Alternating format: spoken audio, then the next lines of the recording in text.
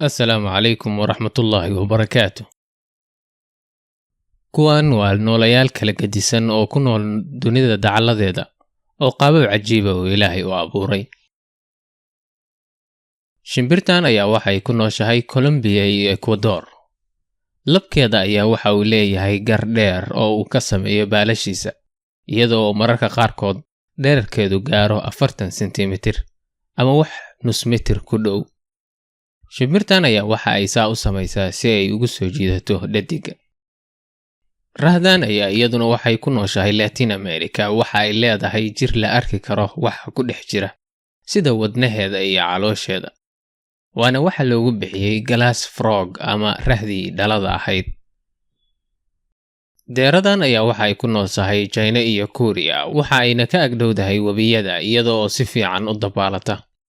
Waxay leedahay miciyo dhaadheer oo afkeeda ka baxsan, wax geeso ahna ma leh. Halka deeradan kale oo iyadu ku nool Ruushka iyo bartamaha Asia, waxa ay ku caanbaxday sankeeda dheer oo ka caawiya in xilliyada barafku dhaco oo aadka u qabow, in hawada uu kulayliyo intaysan jirka gaarin. Daanyarada ayaa ku nool meelo kala duwan oo adduunka dacaladiisa ah, waxa ayna leeyihiin muuqaalo kala gedisan. Sida daanyarkan leh sanka dheer, waxa uu daanyarkani ku nool yahay jasiiradda Borneo ee Indonesia iyo Malaysia.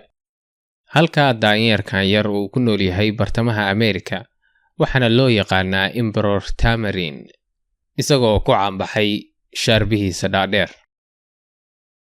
Balanbaalistan oo ku nool Venezuela ayaa waxaa markii u horreysay la sawiray 2009, taasoo ka dhigtay quruxdeeda darteed mid adduunka oo dhan sawiradeedu ku faafeen.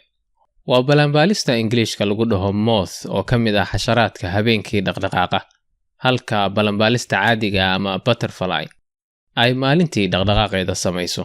Haddaad eri bixin Soomaali u taqaanidna hoos ku soo gudbi.